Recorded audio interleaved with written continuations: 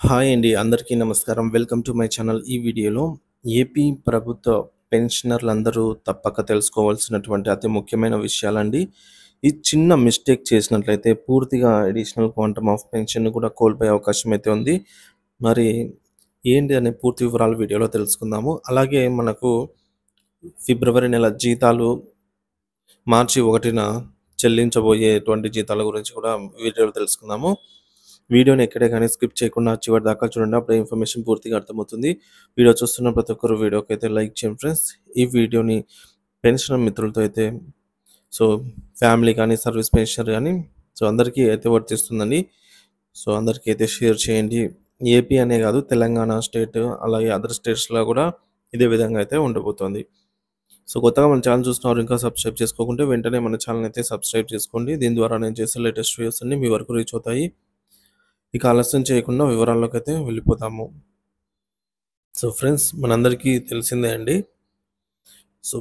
Pay slip అనేది పెన్షనర్‌కి గుండెకాయ లాంటిది. కాబట్టి ప్రతి ఒక్క పెన్షనర్ కూడా ఈ నెల 26వ తేదీన పెన్షనర్ల పే స్లిప్స్ డౌన్లోడ్ అవుతాయి. సీఎఫ్ఎంఎస్ వెబ్‌సైట్‌లో నిధి వెబ్ పోర్టల్‌లో మీ యొక్క యూజర్ ఐడి, పాస్వర్డ్ ఎంటర్ చేసి మీరు ఓటీపీ ఆధారంగా మీ పే స్లిప్ అయితే డౌన్లోడ్ చేసుకోవాలండి. మీరు పే స్లిప్ డౌన్లోడ్ చేసుకున్న తర్వాత ఈ విధంగా అయితే ఉంటుందన్నమాట పెన్షనర్‌కి. ఇందులో మనం గమనించాల్సిన కొన్ని విషయాలు ఏంటంటే, మనకు మన పేరు, తర్వాత మన డేట్ ఆఫ్ బర్త్ చూసుకోవాలి. తర్వాత spouse name, date of birth, అలాగే పెన్షన్, బేసిక్ పెన్షన్ ఎంత, గత నెలకి ఈ నెలకి తేడా ఏమైనా ఉందా, అలాగే డిఆర్ఎస్ రిలీఫ్ ఎంత వచ్చింది, అది పెన్షన్‌కి మాత్రమే వచ్చిందా, లేదా అడిషనల్ క్వాంటమ్ ఆఫ్ పెన్షన్ ఉంటే అది కూడా కలిసిందా లేదా అనేది చెక్ చేసుకోవాలి. తర్వాత మెడికల్ అలవెన్స్ అనేది ఎలాగో వస్తుంది. ఇవి 3 అయితే మనం ఖచ్చితంగా చెక్ చేసుకోవాలండి. తర్వాత net pay amount, form 16 details, IT income tax పరిధిలోకి వచ్చేవారు ఇవన్నీ చెక్ చేసుకోవాలి. ఇక్కడ ఒక పెన్షనర్‌కి పే స్లిప్ అనేది గుండెకాయ లాంటిది. ప్రతి నెల దీన్ని డౌన్లోడ్ చేసుకొని మీ వివరాలన్నీ కూడా సరిగా ఉన్నాయో లేదో అనేది చూసుకోవాలి. మీరు పుట్టిన తేదీ, మీ జీవిత భాగస్వామి యొక్క పేరు, వారి పుట్టిన తేదీ వంటి వివరాలు సరిగ్గా ఉన్నాయా లేవా అనేది సరిచూసుకోండి. మీ పెన్షన్ మొత్తం గత నెలలాగే ఉందా, తగ్గించబడిందా లేదా పెరిగిందా అనే విషయాలు కూడా గమనించాలి. ఎందుకంటే కంప్యూటర్‌లో ఎప్పుడైనా పొరపాట్లు జరిగే అవకాశం ఉంది. కాబట్టి ప్రతి నెల 30 రోజులు ఉన్నటువంటి నెలలో 28వ తేదీ, 31 రోజులు ఉన్నటువంటి నెలలో 29వ తేదీ, అలాగే ఈ ఫిబ్రవరి నెలలో 26వ తేదీ అంటే 2 రోజుల ముందు పే స్లిప్ అయితే మాన్యువల్‌గా అప్లోడ్ చేయడం జరుగుతుంది. కాబట్టి డౌన్లోడ్ చేసుకొని చెక్ చేయడం అయితే చాలా ముఖ్యము. పెన్షన్ యొక్క పే స్లిప్‌లో రూ. 33,000 బేసిక్ పెన్షన్ అయితే ఉందండి. అది మనం ఇక్కడ గమనించవచ్చు. రూ. 33,223 అయితే బేసిక్ పెన్షన్ అయితే ఇక్కడ మనకు చూపిస్తుందన్నమాట. మరి దీంతో పాటుగా డిఆర్ఎస్ రిలీఫ్, మెడికల్ అలవెన్స్, అలాగే అడిషనల్ క్వాంటమ్ ఆఫ్ పెన్షన్ కూడా వస్తున్నాయి. వారి వయసు 88 సంవత్సరాలు కాబట్టి. ఇక్కడ ఇంకొక పే స్లిప్ అయితే చూడవచ్చు. ఇది వారు తీసుకుంటున్నటువంటి రెండవ పెన్షను, ఫ్యామిలీ పెన్షను. ఇక్కడ కేవలం మనకు బేసిక్ పే మాత్రమే ఉంది. డిఆర్ లేదు. డిఆర్ రాదండి. యాక్చువల్‌గా 2 పెన్షన్‌లు తీసుకుంటున్న వారికి డిఆర్ అయితే మంజూరు కాదని మనకు తెలిసిందే. అలాగే అడిషనల్ క్వాంటమ్ కూడా వర్తించరు. ఎందుకంటే ఫ్యామిలీ పెన్షన్ అయినప్పుడు వారు ఉండరు. వారు సర్వీస్ చేసిన వారు లేనప్పుడే వారికి ఫ్యామిలీ పెన్షన్ అనేది వారి స్పౌస్‌కు లేదా రిలేటెడ్ ఎవరైతే ఎలిజిబుల్ ఉంటారో వాళ్ళకి రావటం జరుగుతుంది. కాబట్టి సర్వీస్ పెన్షన్‌లో ఎప్పుడు ఈ విధంగా 2 పెన్షన్‌లు తీసుకుంటున్న వారి విషయంలో ఇది రాదన్నమాట. కాబట్టి ఇక్కడ అడిషనల్ క్వాంటమ్ కూడా ఉండదు. ఇది ఇంతకుముందు చూపించినటువంటి సర్వీస్ పెన్షన్ యొక్క రెండవ పే స్లిప్ అండి. ఎందుకంటే ఆయన సర్వీస్ పెన్షన్‌తో పాటుగానే ఫ్యామిలీ పెన్షన్ కూడా తీసుకుంటూ ఉన్నారు. మనందరికీ తెలిసిందే, సర్వీస్ పెన్షన్ మరణించిన తర్వాత వారి జీవిత భాగస్వామికి ఫ్యామిలీ పెన్షన్ అనేది వర్తిస్తుంది. ఇక్కడ ఫ్యామిలీ పెన్షన్‌లో కేవలం ఫ్యామిలీ పెన్షనర్ అకౌంట్ మాత్రమే చూపిస్తున్నారు. అంటే కొంత అమౌంట్ చూపిస్తున్నారు కానీ డిఆర్ఎస్ రిలీఫ్, మెడికల్ అలవెన్స్ లేదా అడిషనల్ క్వాంటమ్ వంటివి ఏమీ లేవు. సో, సర్వీస్ పెన్షనర్ పే స్లిప్‌లో ఉన్నట్టుగా ఇక్కడ ఏమి గూడా డీటెయిల్స్ ఏమి గూడా మనకు కమ చూడొచ్చు. జస్ట్ ఒక అమౌంట్ అయితే ఇచ్చారు. ఫ్యామిలీ పెన్షన్ అని చెప్పి ఏవి కూడా లేవు.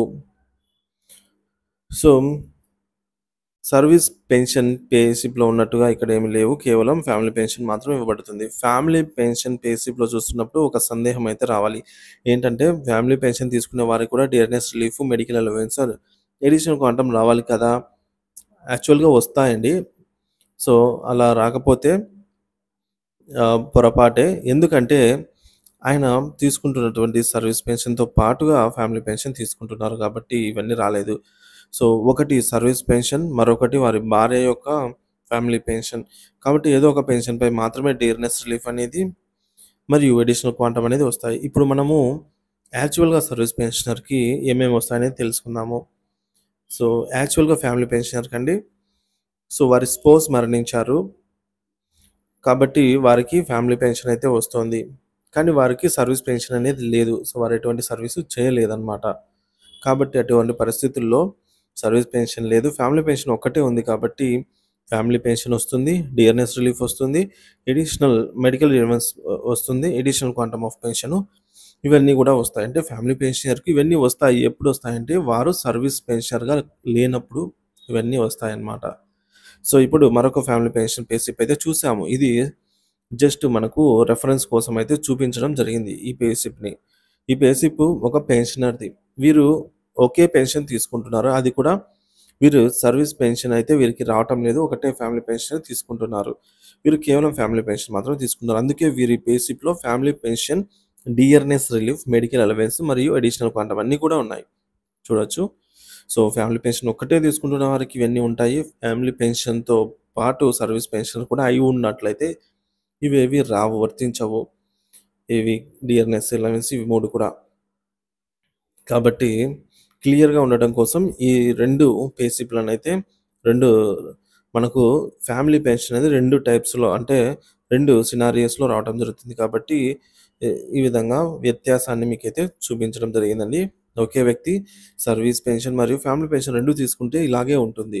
కేవలం ఫ్యామిలీ పెన్షన్ మాత్రమే తీసుకునే వారికి మిగతా డిఎన్ఎస్ రిలీఫ్ అయితేనేమి, మిగతా అలవెన్సెస్ అన్నీ కూడా వారికి వర్తిస్తాయన్నమాట యాజ్ యూజువల్‌గానే. సో, ఇక్కడ మనకు ఇంకొక డౌట్ అయితే రావాలండి. ఒకవేళ మనకు ఆప్షన్ ఉంది కదా! మన చేతుల్లో ఆప్షన్ ఉంది. సో, మనము ఇవన్నీ డిఎన్ఎస్ అలవెన్స్ గాని, డిఎన్ఎస్ రిలీఫ్ గాని, అలాగే అడిషనల్ క్వాంటమ్ గాని, ఈ విధంగా ఫ్యామిలీ పెన్షనర్‌కు వర్తించేలాగా పెట్టుకొని, మనము మన సర్వీస్ పెన్షన్‌లో కేవలము బేసిక్ పెన్షన్ మాత్రమే తీసుకొని, మిగతావన్నీ ఫ్యామిలీ పెన్షన్‌కైతే పెట్టుకునే అవకాశం ఉంది. ఎందుకంటే ఒకవేళ ఫ్యామిలీ పెన్షన్ దగ్గర ఫ్యామిలీ పెన్షనర్‌కి ఎక్కువ పెన్షన్ వస్తున్నప్పుడు. సో, ఫ్రెండ్స్ ఒక ఎగ్జాంపుల్ అయితే చెప్తాను. సర్వీస్ పెన్షన్‌కి రూ. 20,000 బేసిక్ వస్తుందన్నమాట. Basic pension. సో, ఇప్పుడు ప్రస్తుతం ఉన్నటువంటి రేటు ప్రకారంగా 33.6 64% మనకు డిఆర్ రూపంలో డిఎన్ఎస్ రిలీఫ్ అయితే వస్తుంది. సో, డిఆర్ ఇది. సో, 20,000కు డిఆర్ అనేది మనకు 6,000 చిల్లర అవుతుందన్నమాట. అదే ఇది సర్వీస్ పెన్షన్‌ది ఎస్‌పీ. సో, అదే ఫ్యామిలీ పెన్షన్ ఎఫ్‌పీలో ఇదే ఒకే వ్యక్తి 2 పెన్షన్‌లు తీసుకుంటున్న సందర్భంలో ఫ్యామిలీ పెన్షన్ బేసిక్ పే వచ్చేసి 50,000గా ఉన్నట్లయితే ఇక్కడ, ఇక్కడ గూడా మనము సర్వీస్ పెన్షన్‌కి డీఆర్ సర్వీస్ పెన్షన్‌కి వద్దు. ఫ్యామిలీ పెన్షన్‌కే డీఆర్ కావాలి అని పెట్టుకోవచ్చనమాట. ఆప్షన్ అయితే ఇచ్చుకోవచ్చు. ఇక్కడ మనకు డీఆర్ రూపంలో దాదాపుగా మనకు డబల్ కంటే ఎక్కువే వస్తుంది. ఇంటూ 2 టైమ్స్ కంటే ఎక్కువే వస్తుందనమాట ఇక్కడొచ్చే డీఆర్ కంటే.